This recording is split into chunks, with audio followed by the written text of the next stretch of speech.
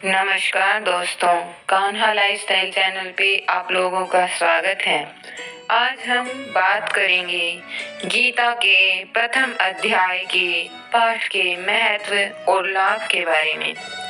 गीता में भगवान श्री कृष्ण ने रणभूमि में अर्जुन को जो ज्ञान दिया था वह गीता में बताया गया है।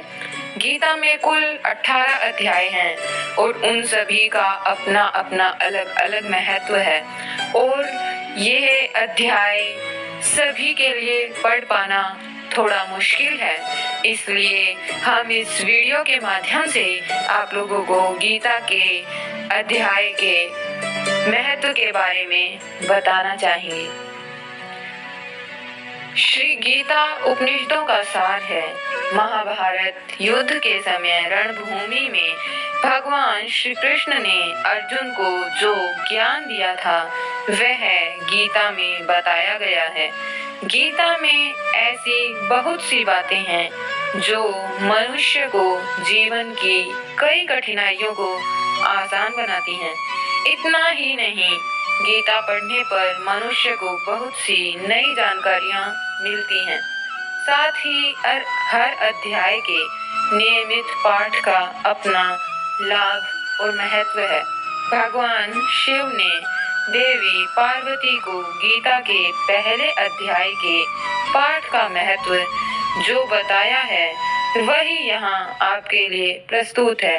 लेकिन गीता के पहले अध्याय के महत्व को जानने से पहले जान लीजिए श्रीमद् भगवद गीता के प्रथम अध्याय की खास बातें। गीता के पहले अध्याय का नाम अर्जुन विषाद योग है। इस अध्याय में कुरुक्षेत्र के मैदान में उपस्थित बंधुओं और संबंधियों को सामने देखकर अर्जुन के मन में उठे विषाद और मन स्थिति का वर्णन किया गया है, जिसे संजय धृतराष्ट्र को बताते हैं। गीता के प्रथम अध्याय का महत्व। एक समय पार्वती जी ने पूछा, महादेव जी, किस ज्ञान के बल पर संसार के सब लोग आपको शिव कहकर पूजते हैं? मृगछाला ओढ़े और अपने सभी अंगों में शमशान की विभूति लगाई, गले में सर्प और नर मुंडों की माला पहने हुए हो, इनमें तो कोई भी पवित्रता नहीं, फिर भी आप किस ज्ञान से पवित्र माने जाते हैं?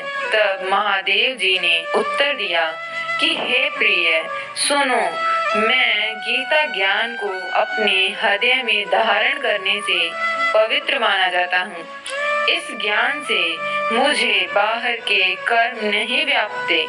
तब पार्वती जी ने कहा, हे भगवान, जिसे गीता ज्ञान की आप ऐसी स्तुति करते हैं, उसके श्रवण करने से कोई कृतार्थ भी हुआ है? महादेव जी ने उत्तर देते हुए कहा, इस ज्ञान को सुनकर बहुत से जीव कृतार्थ हुए हैं और आगे भी होंगे। मैं तुम्हें एक पुरातन कथा कहता हूँ, तुम सुनो। एक समय पाताल लोक में शेषनाग की शैया पर श्री नारायण जी नैन मूंद कर आनंद में मग्न थे। उस वक्त भगवान के चरण दबाते हुए लक्ष्मी जी ने पूछा, हे प्रभु, निद्रा और आलस्य को उन पुरुषों को व्याप्तता है जो जीव तामसी होते हैं, फिर आप तो तीनों गुणों से अतीत हो। आप तो वसुदेव हो, आप जो नेत्र मूंद रहे हो, इससे मुझे बड़ा आश्चर्य है। नारायण जी ने उत्तर देते हुए कहा, हे लक्ष्मी, मुझको निद्रा आलस्य नहीं व्यापता। एक शब्द रूप जो भगवद गीता है उसमें जो ज्ञान है उसके आकार रूप हैं। यह गीता शब्द रूप अवतार है। इस गीता में यह अंग है। 5 अध्याय मेरे मुख हैं, 10 अध्याय मेरी भुजा, 16वां अध्याय मेरा हृदय और मन और मेरा उदर है। 17वां अध्याय मेरी जंघा है। 18वां अध्याय मेरे चरण हैं। गीता श्लोक ही मेरी नाड़ियां हैं और जो गीता के अक्षर हैं वो मेरा रोम है।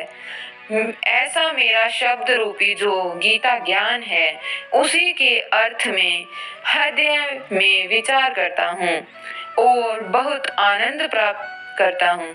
लक्ष्मी जी बोली, हे श्री नारायण जी, जब श्री गीता जी का इतना ज्ञान है तो उसको सुनकर कोई जीव कृतार्थ हुआ है, सो मुझसे कहो। तब श्री नारायण जी ने कहा, हे लक्ष्मी, गीता ज्ञान को सुनकर बहुत से जीव कृतार्थ हुए हैं, सो तुम श्रवण करो।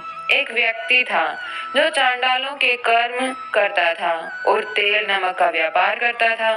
उसने एक बकरी पाली। एक दिन वह बकरी चराने के लिए वन में गया और वृक्ष से पत्ते तोड़ने लगा। वहां उसे एक सांप ने डस लिया, जिससे वह तुरंत मर गया।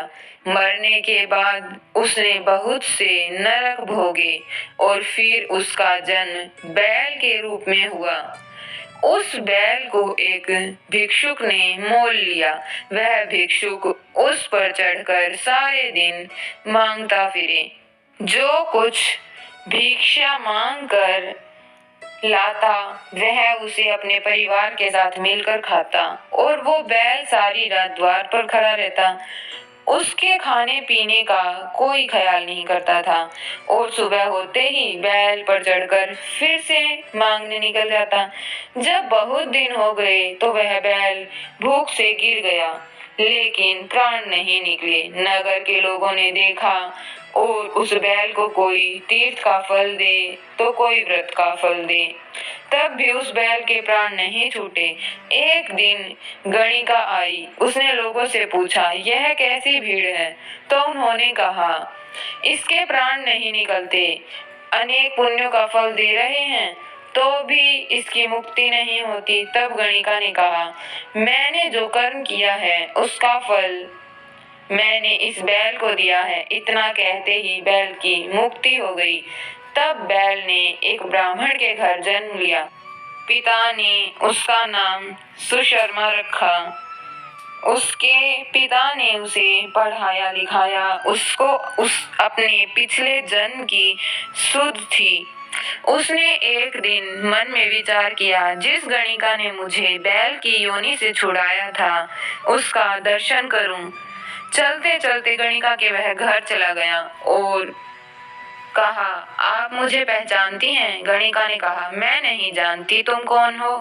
तब उसने कहा, मैं वही बैल हूँ जिसको आपने अपने पुण्य दिए थे। तब मैं बैल की योनि से छूटा था।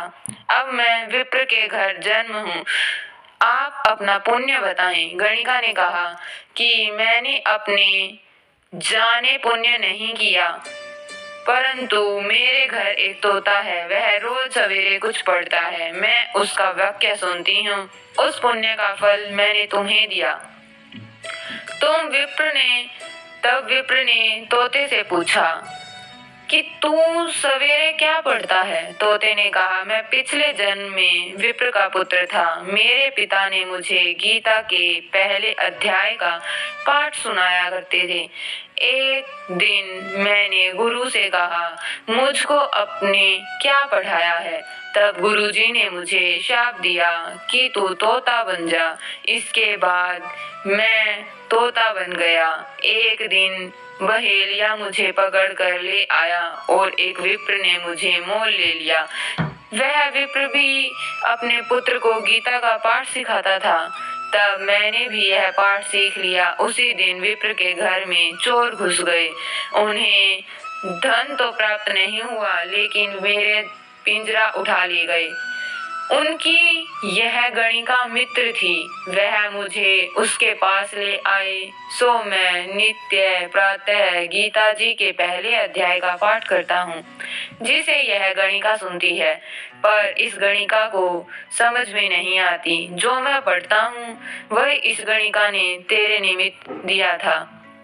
वह श्री गीता जी के पहले अध्याय का फल था।